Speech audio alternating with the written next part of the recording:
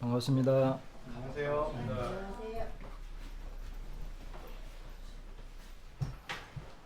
아침에 이제 걸어서 예배당에 이렇게 오게 되는데 오다 보니까 제가 이제 그 다니는 길이 그 학생문화원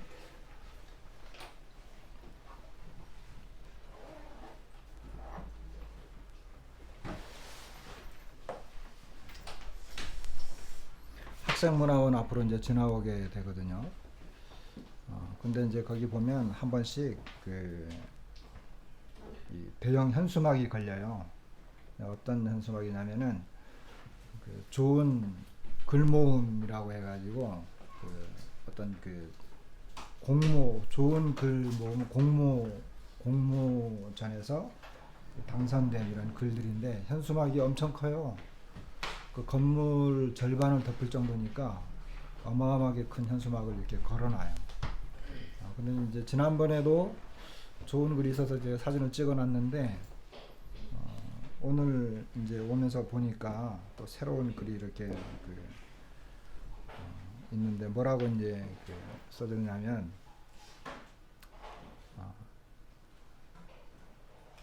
난 가위 낼게 넌 힘을 내. 또 그 밑에 나는 바위를 낼게 너는 기운을 내. 어느 이것이 이제 어디에 나오냐면 어느 가위바위보 이야기 중에서 해가지고 이제 그렇게 나왔더라고요. 가위바위보 하는 목적이 뭐예요? 이기려고 하는 거잖아요. 그죠? 이겨서 내가 이기면 이제 다른 사람이 이제 그 어떤 뭐 벌칙을 당하는 거죠. 근데 이제 이 목적이 뭐냐 하면 내가 이겨서 다른 사람을 힘들게 하는 게 아니라 그 목적이 다른 사람에게 힘을 내고 기운을 내게 하기 위한 그런 목적으로 이제 했다는 그런 그 아이디어가 이제 좋은 글에 뽑힌 것입니다. 내용이 이제 좋았어요. 오면서 이제 참 또 사진을 찍어놔가지고 나중에 기회 되면 이렇게 한번 올려야 되겠다 이런 생각을 했습니다. 세상에서도 우리가 보면 보람 있는 일을 하게 되었을 때 그 일이 이제 힘들고 또 어떤 고통스러운 일이고 그 일을 이제 할 때는 고생이 많이 되는 경우도 많이 있잖아요. 어떤 보람 있는 일이긴 하지만 그럴 때 어때요? 고생이 되었다 하더라도 그것이 정말 보람 있는 일이었다라고 하면 거기에 대해서 기뻐하잖아요. 그죠? 기쁨을 갖게 됩니다. 나중에. 그래서 세상에는 이제 그런 일들이 많이 있죠. 그래서 봉사활동을 한다든지 또는 어떤 일에 이제 자신을 헌신을 한다든지 이런 경우가 있습니다. 그런 경우가 많이 있죠. 그래서 학교에서도 이제 봉사활동도 나가게 되고 또 그런 프로그램들 많이 만들기도 하고 이제 그렇습니다. 우리 그리스도인들의 기쁨이 있다면 뭘까요? 그렇다고 한다면 우리 그리스도인들의 기쁨이 있다면 그것이 비록 좀 고통스럽고 힘들지라도 그것이 기쁨이 된다고 한다면 빌립보서에 있는 말씀을 좀 보도록 하겠습니다. 빌립보서 1장에 보면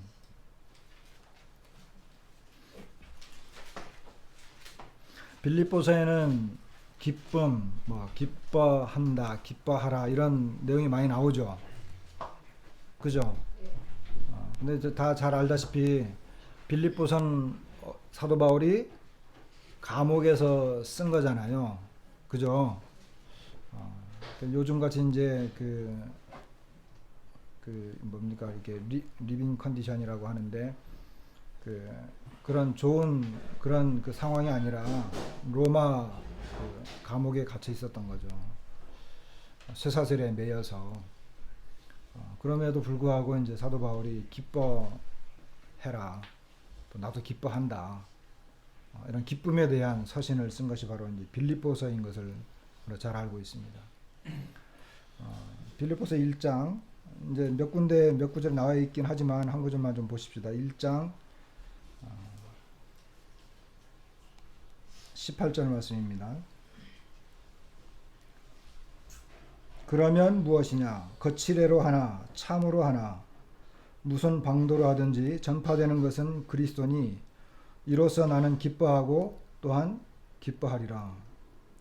사도 바울은 그 복음을 전하다가 이제 로마 감옥에 갇혔는데 12절에 보면 형제들아 내가 당한 일이 도리어 복음 전파의 진전이 된 줄을 너희가 알기를 원하노라. 이러므로 나의 매임이 그리스도 안에서 모든 시위대안과 그 밖의 모든 사람에게 나타났다.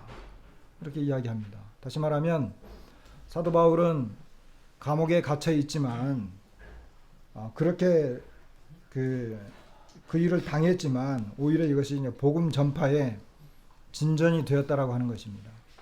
그러면서 사도 바울이 감옥에 갇혔는데 그 일로 인해서 여러 가지 이제 일들이 많이 생겼겠죠.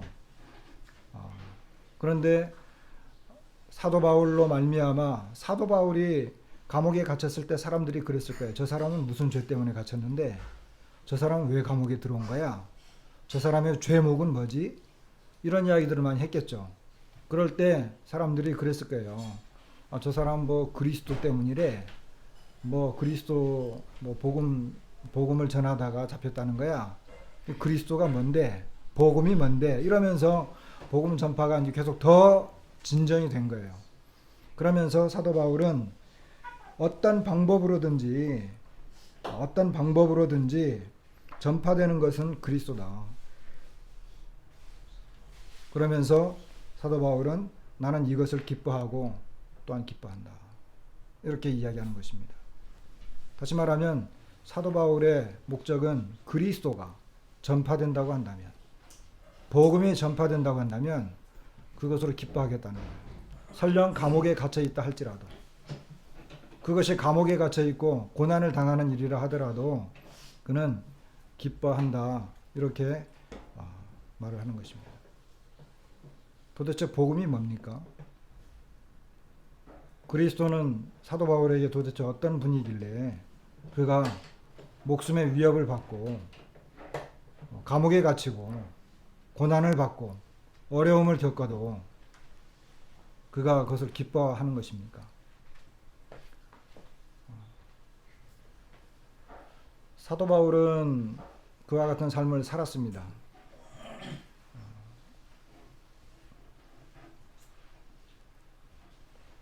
1장 29절 말씀에는 또 이런 말씀이 있어요.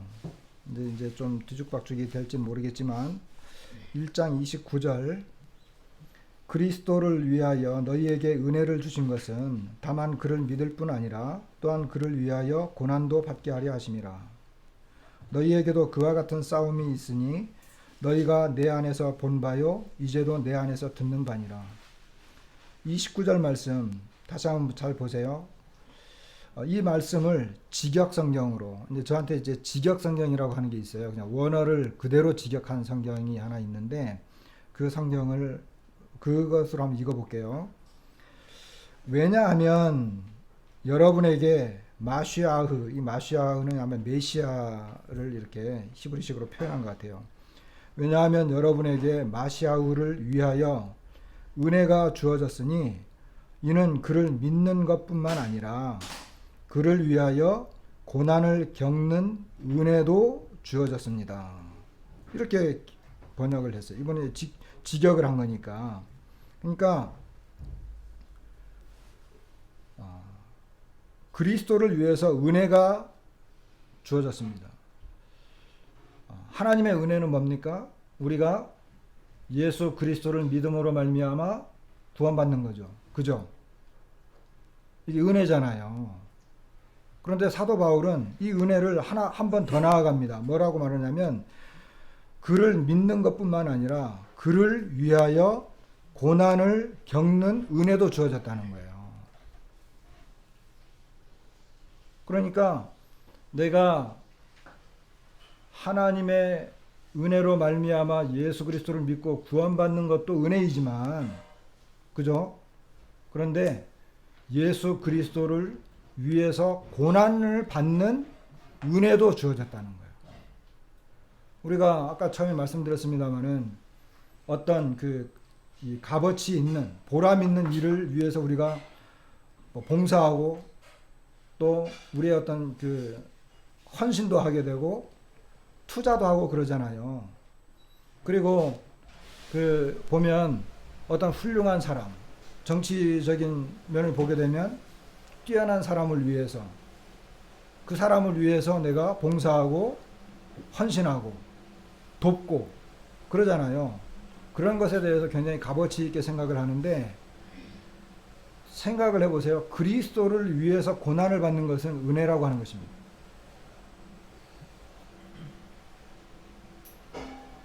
복음을 위해서 고난을 받는 것은 은혜다라고 하는 것입니다. 얼마나 놀라운 일입니까? 내가 수고해가지고 우리 지역에 어떤 사람이 나랑 아주 가까운 사람이 국회의원이 됐어요. 그럼 다니면서 내가 그 사람 지역구에서 내 일도 했고 봉사도 했고 해가지고 당선돼가지고 지금 사회에서 이런 일을 하고 있다 자랑할 수 있잖아요. 내가 이런 직장에 들어가가지고 이런 직장을 위해서 헌신하고 수고하고 봉사해가지고 이렇게 직장이 잘 되고 사회에서 이런 일을 하고 있다, 이런 이야기 할 수 있잖아요, 자랑스럽게. 그런데 사도 바울은 그리스도를 위해서 고난을 겪는다고 한다면 그것은 정말 큰 하나님의 은혜다라고 하는 것입니다. 우리가 어떻게 그리스도를 위해서 고난을 받을 수 있겠습니까?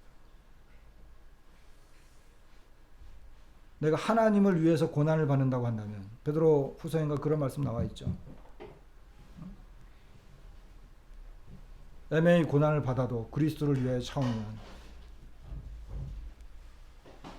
우리 주님도 애매히 고난을 받았죠.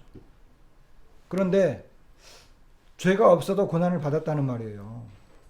트집 잡을 만한 트집거리가 없어도 고난을 받았다는 말이에요. 그런데 하나님을 위해서 고난을 받는다, 그리스도를 위해서 고난을 받는다, 누가 그럴 수 있겠어요? 누가? 그리스도인에게만 가능한 것입니다. 그리스도인에게만. 내가 천지 만물을 지으신 하나님이 뭐가 부족하다고. 그리고 지금 영광 가운데 가 계신 그분이, 그 그리스도께서 무엇이 부족하고 아쉬워서. 그런데 주님은 주님을 위해서 고난받는 것을 허락하셨다고 하는 것입니다. 근데 그것이 영광이라고 하는 거죠. 사도 바울은 그것을 기쁨으로, 그리고 그것을 정말 영광으로, 그리고 그것을 하나님의 은혜로 사도 바울은 얘기했습니다. 여러분 어떻습니까? 우리가 이 세상 살아가고 있어요. 내가 식구를, 가족을 위해서 내가 고난받을 수 있어요. 내 직장을 위해서 고난받을 수 있어요. 내 상사를 위해서 고난받을 수 있어요. 그런 거 많이 하죠. 사람들이 어떤 멋진 건물을 짓기 위해서, 또 어떤 사업을 하기 위해서 힘들고 어렵지만, 지난번에 손님들이 와가지고 한림공원을 가봤어요. 한림공원을 가봤는데, 한림공원의 한림공원의 역사가 쫙 되어 있는 곳이 있어요. 이제 창립한 사람이 이제 거기서 고난했던 거. 그 사람이 그 엄청난 수고와 고난, 투자, 헌신, 그 결과로 한림공원이 지금 멋있게 만들어져 가지고 관광지가 되었잖아요. 그것을 막 높인단 말이에요. 그래서 그것을 할 때는 그만한 이 고난과 이 봉사를 하죠. 헌신을 한 거예요. 그것에 어떤 사명감을 가지고. 그런데 생각을 해보세요. 내가 그리스도를 위해서 고난을 받는다고 한다면, 내가 그리스도 때문에 어려움을 겪었다고 한다면, 그것은 정말로 큰 하나님의 은혜다라고 하는 것입니다. 이 세상에 누가 그런 일을 할 수 있겠습니까?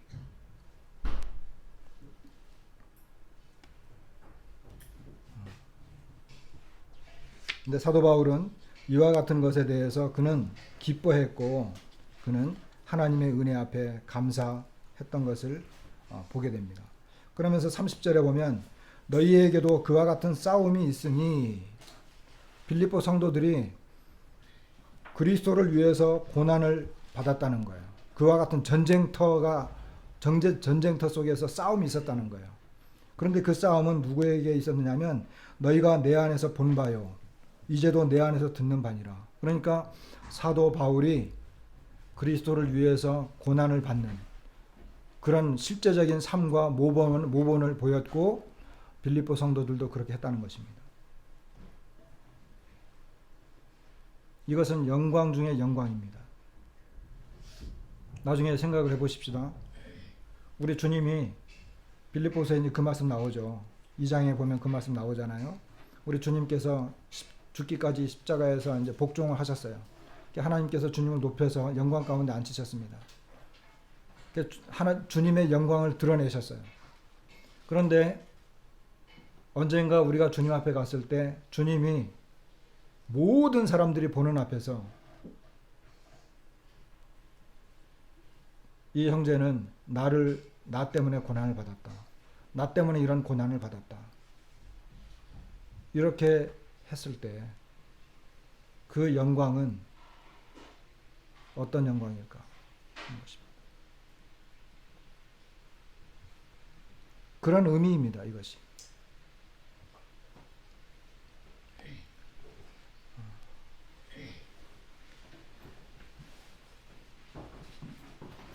빌립보서에는 이 복음에 관계된 이런 그 내용이 나옵니다. 먼저 1장 5절. 지금 이 내용은 제가 한두 번 우리 성도님들과 이제 교제를 했던 그런 내용이에요. 그런데 잘 들어보세요.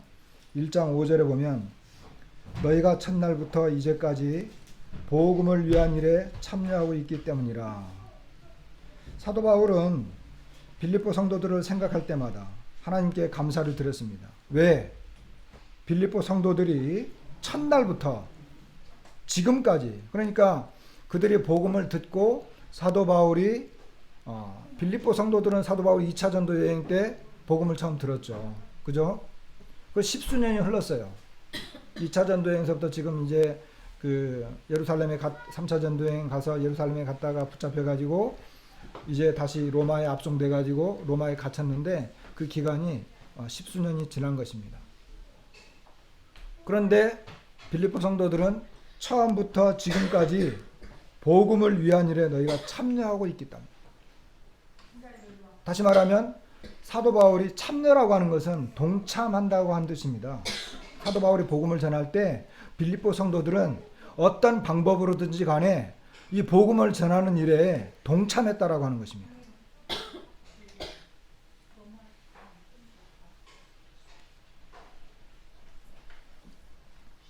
그리고 사도 바울은 1장 27절에 보면 이렇게 권면을 합니다. 오직 너희는 그리스도의 복음에 합당하게 생활하라. 이는 내가 너희에게 가보나 떠나 있으나 너희가 한 마음으로 서서 한 뜻으로 복음의 신앙을 위하여 협력하는 것과, 이렇게 이야기해요. 그러면서 사도 바울은 여기 성도들에게 이 그리스도의 복음에 합당하게 생활하라. 여기 생활하라라고 하는 것은 그 나나주에 보게 되면 시민 노릇해라라고 하는 것으로 또 번역할 수 있어요. 다시 말하면 이 복음에 합당한 시민 노릇. 우리가 이제 이 하늘의 시민권을 3장에 보면 하늘의 시민권을 가졌다고 하잖아요. 그래서 이 복음에 합당한 시민의 삶을 살아라, 이렇게 권면하는 걸 보게 됩니다. 그러면서 사도 바울은 복음의 신앙을 위하여, 여기 신앙이라고 하니까 내가 이 복음의 어떤 그런 그 신앙, 여기 이제 신앙이라고 번역이 됐는데, 이 신앙이라고 하지 않고 이 복음의 믿음을 위해서, 다른 성경에 이제 바른 성경이라고 있는데 거기는 이 복음의 신앙, 복음의 믿음을 위해서, 복음의 믿음을 위해서 협력해라, 협력해라, 이렇게 이야기하는 걸 보게 됩니다. 그러면 복음에 합당한 생활, 그리고 어떻게 하면 이 복음의 믿음을 위해서 협력해야 되는가? 복음에 합당한 삶이라고 하는 건 뭐냐? 그리고 복음의 이 믿음을 위해서 서로 협력해야 되는 것은 뭐냐? 라고 하는 것입니다.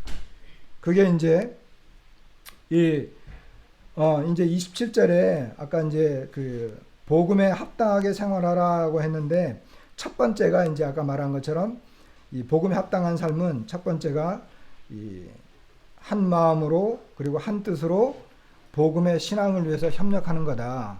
그리고 두 번째는 28절에 있는 것처럼 무슨 일에든지 대적하는 자들 때문에 두려워하지 아니하는 이것을 듣고자 합니다. 그런 것입니다. 그러니까 복음에 합당한 생활이라고 하는 것은 복음을 위해서, 복음의 믿음을 위해서 서로 협력을 해라라고 하는 것입니다. 그리고 이 복음을 전하다 보면 이 대적하는 자들 때문에 두려워하는 일이 생길 수 있는데 두려워하지 말아라고 하는 것입니다.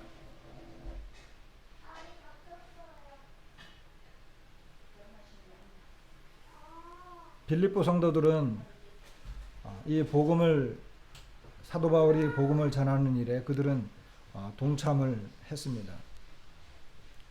구체적으로 이 동참은 어떤 동참입니까?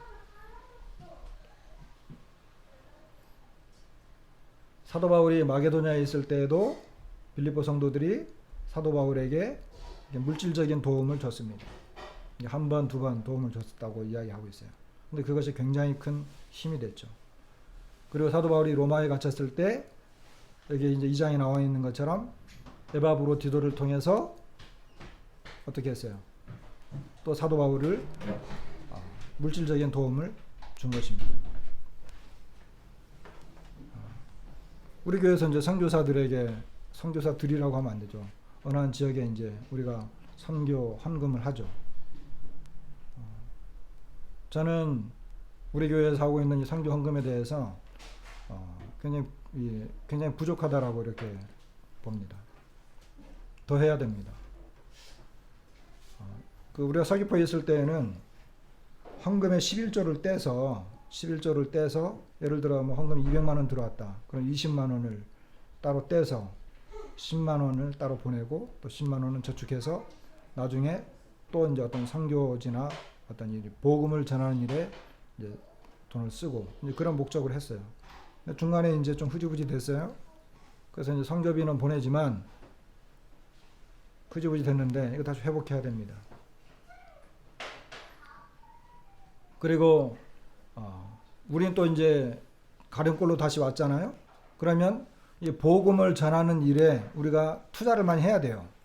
소책자를 뭐 이렇게 찍어낸다든지, 전도지를 찍어서 실제로 전도지를 돌린다든지, 그리고 주변에 있는 사람들에게 어떻게 하면 복음을 전할 것이냐, 이거에 대해서 고민하면서 실제로 해야 된다는 거죠.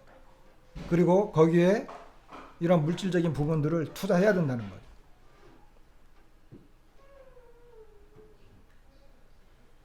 재정을 맡은 우리 형제님들은 이런 부분에 대해서 고민을 많이 해야 돼요. 어떻게 더 좋은 방법이 있는가? 고민하지 않으면 아무 생각이 나오지 않고, 또 실제로 일을 하지 않으면 결과는 없어요. 그렇기 때문에 사도 바울이 고린도 성도들에게 이야기했잖아요. 마게도냐 성도들은 굉장히 어려운 환경 가운데서도 예루살렘 성도들을 위해서 헌금을 했다는 거예요. 그들이 극한 어려움 속에서, 극한 가난 속에서, 가난이 그냥 보통 가난이 아니고 말로 할 수 없는 그런 가난 속에서도 헌금을 했다는 거예요. 헌금 이야기가 나왔기 때문에 한 번 더 말씀을 드리는데, 여러분 헌금하려면 어떻게 해야 됩니까? 헌금하려면 나중에 고린도 전서 9장, 고린도 후서 9장 보세요. 한번 더 읽어보세요. 제가 한 가지 그 이 헌금의 교훈을 가르쳐야 된다고 말하고 한다면, 내가 월급을 예를 들어 월급 200만 원을 받았다. 그럼 보통 11조 하잖아요. 그럼 예를 들어서 20만 원을 헌금을 해요. 이것은 어떤 사람들에게는 어려움이 될 수도 있겠지만 일반적인 생각으로 보게 되면 이것은 굉장히 쉬운 것입니다. 왜? 기본적이기 때문에 그렇습니다. 기본이기 때문에. 그럼 진짜 헌금은 뭐라고 생각하십니까? 우리 형제 자매입니다. 우리 주님의 본을 따른다고 한다면, 사도 바울이 우리 주님에 대해서 헌금을 가르치면서 뭐라고 말했어요? 부유하신 자로서 가난하게 되심은 가난한 자들로 하여금 부유하게 하려 하십니다. 진짜 헌금은요, 내가 가난해지는 것입니다. 주님은 다 가지신 분이지만 다 내놓으셨어요. 내가 가난해지지 않으면 진짜 헌금은 안 나와요. 11조는 그냥 주님의 것을 드립니다라고 하는 기본적인 자세예요. 그런데 진짜 헌금은 내가 가난해지는 거예요. 저는 우리 아이들을 보면서 옷이 몇 벌인지 셀 수가 없어요. 신발이 몇 개인지 셀 수가 없어요. 저는 아이들에게 자꾸 이야기해요. 이건 죄다. 죄다. 가난해져야 됩니다.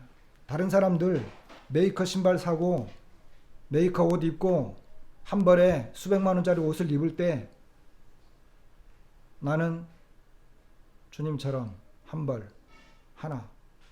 그것이 어리석게 보이고 다른 사람들한테 촌스럽게 보이고 거지처럼 보일지 몰라도, 우리가 요즘은 환경이 좋아져서 상황이 좋아져서 거지처럼 보이고 싶어도 그럴 수 없어요. 어느 정도의 기본적인 그런 그 구비는 할 수 있다는 거예요. 모든 면에서 그래요. 먹는 것, 입는 것, 우리 살아가는 모든 면에서 우리는 최고의 좋은 것, 최고의 좋은 것. 물론 좋은 것을 가지고 오래 쓸 수 있으면 좋아요. 어떤 면에서 전략하는 그 좋은 계산을 하면 좋아요. 그러나 내가 가난해야만, 내가 다른 사람을 생각해서 복음을 위해서, 예수 그리스도를 위해서 내가 가난해졌을 때 진짜 헌금인 것입니다.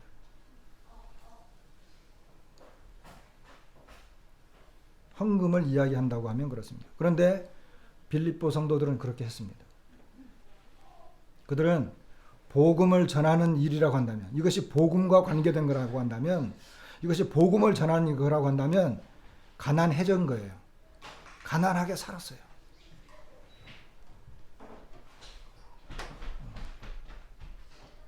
자, 협력하는 것. 그 1장 27절에 복음의 신앙을 위해서 협력하는 거잖아요. 협력하려면 어떻게 해야 되느냐 하면 2장 1절로 4절에 협력이 많이 나와요. 협력하는 거에 대해서. 마음을 같이 한다든지, 같은 사랑을 가지고 뜻을 합한다든지, 한 마음을 품어, 이런 것. 겸손한 마음으로 각각 자기보다 남을 낮게 여기는 것. 자기 일을 돌볼 뿐더러 각각 다른 사람들의 일을 돌보는 것. 이런 것들이 협력하는 것입니다. 실제적으로. 이게 협력인 거예요. 자기 일을 돌보기도 하지만 다른 사람들의 일을 돌보라는 거예요. 다툼이나 허용으로 하지 말고 겸손한 마음으로 다른 사람을 나보다 더 높이라는 거예요. 그리고 같은 마음, 같은 사랑, 이런 게 협력을 하는 거죠. 복음을 위해서. 그것에 대해서 가장 좋은 예가 누구예요? 가장 실제적이고 가장 좋은 예. 그게 바로 그리스도죠. 우리 주님. 6절부터는 우리가 그 5절부터는 우리가 다 거의 뭐 외우다시피 하는 내용이잖아요. 우리 주님은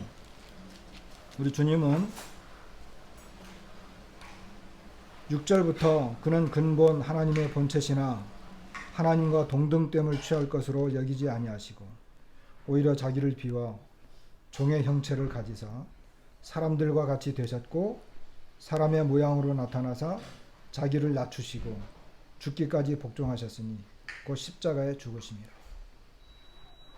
이거예요. 이것이 하나님과 협력하는 거예요. 이게 복음을 위해서 협력하는 거예요. 이런 자세가. 우리 육신대로 생각한다면 주님이 이 땅에 왔을 때 왕으로 오셨잖아요. 그죠? 우리 주님은 왕이잖아요. 우리 주님은 또 누구예요? 제사장이잖아요. 선지자잖아요. 다 자기 권리를 주장할 수 있는 그런 분이에요. 그렇게 하지 않았어요. 자기를 비웠다고 하고 있어요. 종의 형체를 가져서 사람의 모양으로 나타나시고 죽기까지 복종하셨다고 하잖아요. 이런 게 뭐냐면 하나님의 복음을 위해서 협력하는 거예요. 자기를 내려놓는 거죠.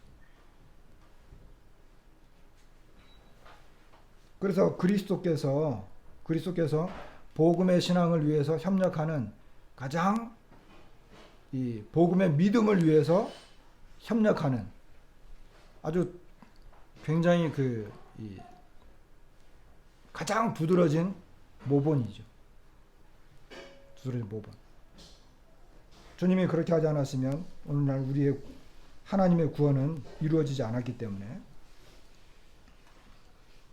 그 다음에 두 번째 이 실제적인 예로 사도 바울을 이야기하고 있어요. 다 시간이 없어서 17절, 2장 17절입니다.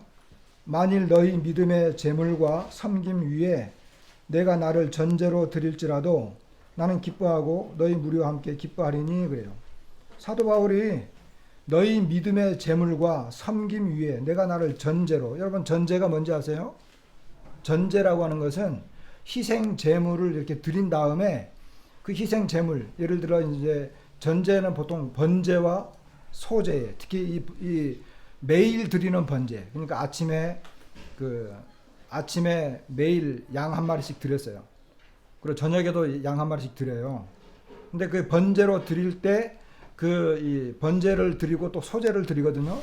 근데 그 희생 제물을 드린 다음에 그 희생 제물 위에 이게 포도주, 어떤 데는 독주, 포도주를 이렇게 부어 드리는 거예요. 그러니까 전제는 뭐예요? 희생 제물이 아니에요. 희생 제물을 드린 다음에 그 위에 뭐예요? 부어 드리는 거예요. 그러니까 빌립보 성도들의 믿음의 제물, 다시 말하면 빌립보 성도들이 믿음을 가지고 그들 자신을 희생 제물로 드렸어요. 그렇죠? 오늘날 예배가 뭐라 그랬어요? 우리 로마서 12장 지난번에 말씀 볼 때 우리 자신을 제물로 드리는 거예요. 이게 예배예요. 삶 속에서의 예배. 우리 자신을 제물로 드리는 것. 내 자신을 희생 제물로 드리는 것. 근데 빌립보 성도들이 자기 자신을 실제로 드렸어요. 자기 자신을. 그런데 사도 바울이 그 희생 제물로 드려진 빌립보 성도들의 그 믿음의 제물 위에 자기 자신을 전제로 부어드린다는 거예요. 그러니까 뭐냐면 그들의 희생과 헌신, 이 제물과 함께 내가 거기에 헌신하겠다는 거예요. 다 나도 너희들과 함께 이것을 나도 다 부어드리겠다는 거예요. 그래서 이 전제는 희생 제물은 아니지만 희생 제물과 함께하는 헌신이에요. 똑같이 하겠다는 거예요. 자기 자신을 다 부어드리겠다는 거예요. 다 쏟아 놓겠다는 거예요. 이게 협력이에요. 이 복음의 믿음을 위한 삶. 복음에 합당하게 살고자 하는 삶. 복음에 합당하게 살라라고 하잖아요. 근데 복음에 합당하게 살라라고 하는 것은 뭐예요? 그냥 내가 뭐 복음을 전하는 것도 하지만 복음을 전하려면 뭐가 있어요? 시간 내야죠. 돈 들여야 되죠. 누구 찾아가려면 신방비 있어야 되죠. 성교비 있어야 되죠. 내가 시간 들여야지, 내 몸으로 들여야지. 다 내가 내 몸을 희생 제물로 내놔야 돼요. 거기에다 우리의 또 다른 헌신들이 쏟아 퍼부어져야 되는 거예요.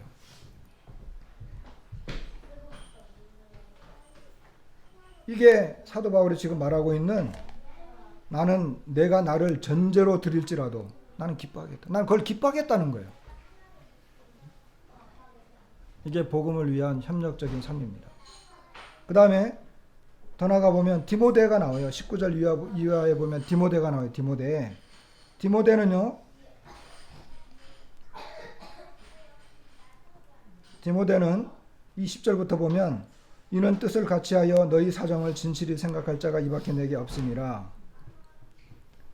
그들이 다 자기 일을 구하고 그리스도 예수의 일을 구하지 아니하되 디모데의 연단을 너희가 아나니 자식이 아버지에게 함같이 나와 함께 복음을 위하여 수고하였다. 디모데는 다 내려놓고 2차 전도 여행 때 루스드라에서 사도 바울을 만나가지고 사도 바울을 따라다녔어요. 자식이 아비에게 함이라고 하는 건 뭐예요? 그만 그렇게 섬겼다는 거예요. 섬겼다는 거예요. 모든 걸 내려놓고 그 아버지처럼 그를 섬기면서 그에게 순종하고 그가 시키는 일들을 했어요. 근데 사도 바울이 디모데에게 뭐라고 말을 하냐면, 다 자기 일을 구하고 그리스도 예수의 일을 구하지 아니하였다는 거예요. 다 자기 일에 바빴다는 거예요. 다른 사람들은. 그러니까 사도 바울이 둘러보니까 디모데 밖에 빌립보 성도들에게 보내서 그들을 서로 안위하고 이 복음에 이 협력하는 삶을 위해서 이야기하고 교제할 만한 사람이 없었던 거예요. 디모데만 있었다. 복음을 위해서 수고한 거죠. 디모데.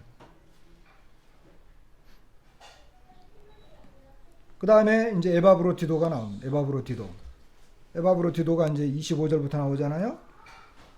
에바브로디도를 이제 보내야 되는데, 이 에바브로디도는요, 원래 빌립보 교회 일꾼입니다. 빌립보 교회 일꾼인데, 빌립보 성도들이 이제 사도 바울에게 이제 선교 헌금을 보낼 때 오늘날처럼 이렇게 인터넷 뱅킹 되는 게 아니고, 그 에바브로디도에게 돈을 줘서 지금 바울이 어려운 가운데 있으니까 가지고 가시오, 가서 전해주시오. 그런데 빌립보에서 로마까지 얼마나 멀어요. 마게도냐에서 이탈리아까지 가야 되잖아요. 이게 뭐 오늘날처럼 비행기가 있는 것도 아니고, 가다가 병이 들었어요. 병이 들었으니까 어떻게 해요? 곧 죽을 지경이 된 거예요. 그런데 이 에바브로디도는 자기의 목숨을 돌아보면 거기서 멈춰서 치료받고 돌아가야 되는데 그렇게 하지 않았어요. 그냥 끝까지 자기의 사명을 완수하기 위해서 로마까지 간 거예요. 근데 하나님께서 에바브로디도를 정말 이 극적으로 그 건강을 회복시켜 줬어요. 그러면서 뭐라고 하고 있느냐 하면,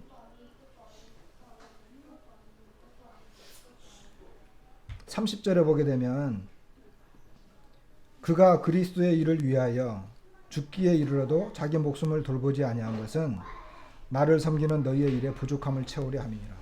여기 30절에도 그리스도의 일을 위하여 이렇게 이야기해요. 아까 21절에 그리스도 예수의 일, 여기 30절에 그리스도의 일. 다 일이 있죠. 근데 자기 일과 그리스도의 일이 있어요. 자기 일에 바쁜 사람이 있는가 하면 그리스도의 일에 바쁜 사람이 있어요.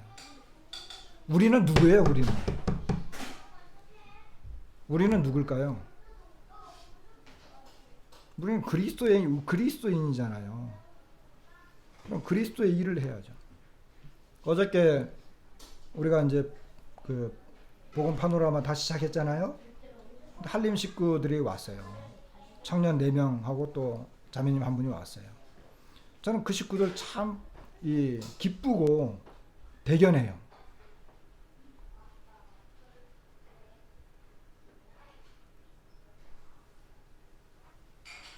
한림 식구들은, 한림에 있는 그 형제들은요, 거기에 누가 뭐 특별한 일꾼이 있는 것도 아니에요.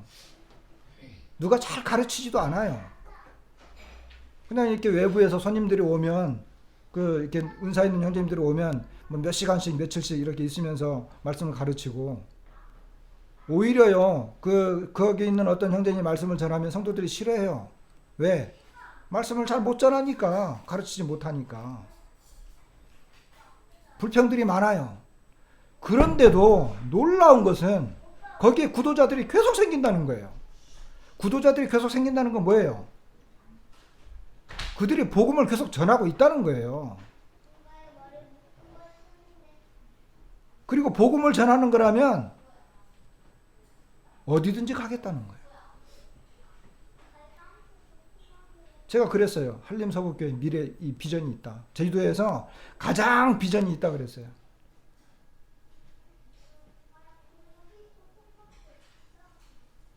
말씀을 잘 가르치는 것도 아니지. 성도들이 무슨 뭐 이렇게 잘 이렇게 배운 것도 아니고.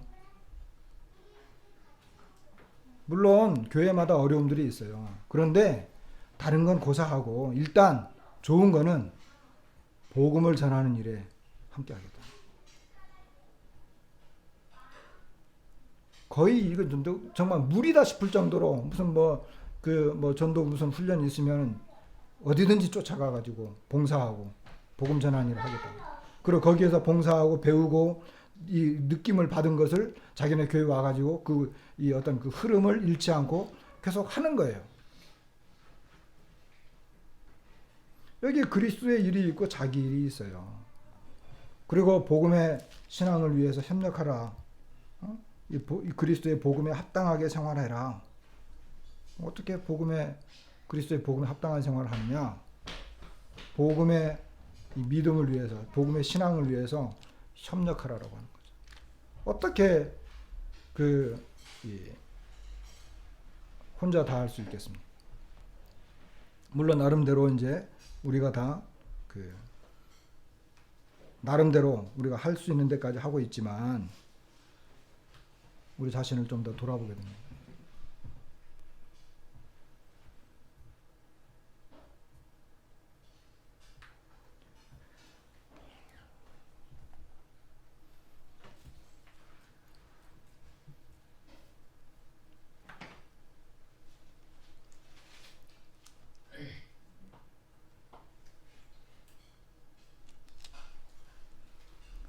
또 이제 에바브로디도 그 편을 보게 되면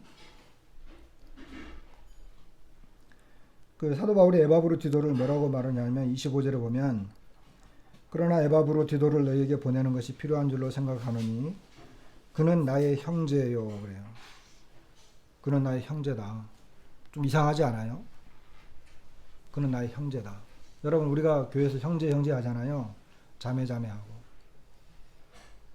근데 에바브로디도는 교회 일꾼이에요. 근데 사도 바울이 그분을 보면서 그는 나의 형제다 이렇게 말해요. 좀 이상하지 않아요? 당연한 거 아니에요? 뭐 보성행제 이러잖아요. 근데 제가 다른 사람들에게 소개할 때 보성이는 나의 형제입니다. 이렇게 이제 소개를 했어요. 거기에는 놀라운 의미가 있는 거예요. 우리는 그냥 뭐 형제님 하니까 그냥 우리 호칭이 되어버렸는데 이 전체적인 분위기와 이 맥락을 보게 되면 그는 나의 형제라 그럴 때 에바브로디도는 목숨을 같이 했어요. 물질을 같이 했어요. 그는 그의 삶을 그리스도를 위한 이 복음의 삶을 같이 했어요. 그러니까 사도 바울이 그는 나의 형제다. 내 형제다. 이렇게 이야기해요. 그렇게 표현한 거예요.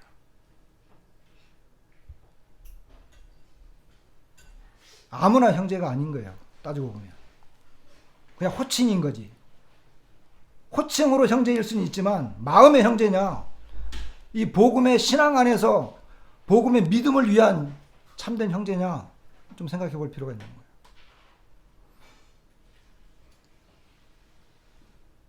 함께 수고하고 함께 수고했다. 같이 일을 했다는 거죠. 같이 일을 하는 사람이 형제인 거예요. 그럼 또 뭐예요? 함께 군사됐다는. 군사는 뭐예요? 목숨 걸고 전우라는 거잖아요. 전우. 함께 싸웠다는 거잖아요. 일할 때 하나 바빠가지고요. 형제님 요번에 내가 바빠서 어려워요. 아니 나는 내 하는 일을 알죠. 전쟁터에 나가가지고 막 하는데 난 이번 전쟁 나는 너는 가서 죽을 수 있을지 모르지만 난 죽으면 안 돼. 아닌 거예요.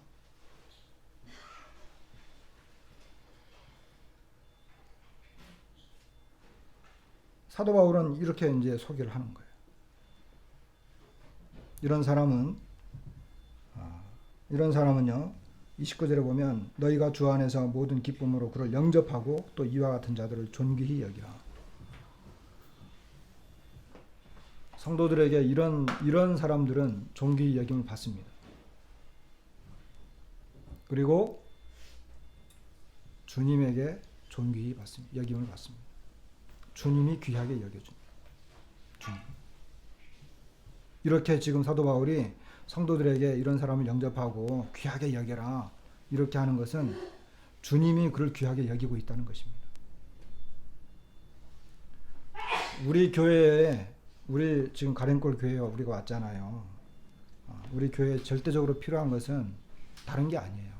우리가 깊이 서로 복음을 전하는 거예요. 복음에 합당한 생활을 하는 거예요. 이 복음의 신앙을 위해서 서로 협력하는 거예요. 협력하기 위해서는 한 마음, 한 뜻, 같은 사랑, 같은 마음, 남 나보다 더 낮게 여기는 것, 그런 게 필요한 거예요. 함께 하지 않으면 어려운 거예요. 처음부터 지금까지 복음을 전하는 일에 동참하는 것, 참여하는 거예요. 이게 협력하는 거예요. 그래서 우리가 아는 대로 이 빌립보서는 굉장히 개인적인 서신이라고 우리가 배웠잖아요. 개인적인 서신. 이것은 사도 바울의 마음을 그들에게 이제 사심 없이 표현한 거예요. 이것은 오늘날 우리에게도 주님이 그대로 말씀하시는 것입니다. 큰 틀에서 말하는 게 아니라 우리 개인에게 해당되도록 이렇게 말씀하시는 것입니다. 우리 교회의 어떤 그 위치, 그리고 우리 교회가 지금 중요한 게 뭐냐, 우리 교회가 지금 정말 중요한 게 뭐냐, 이런 걸 생각하면서 빌립보서를 얼마 전에 읽었는데 그 내용을 생각하면서 함께 교제를 해봤습니다. 말씀 마치겠습니다.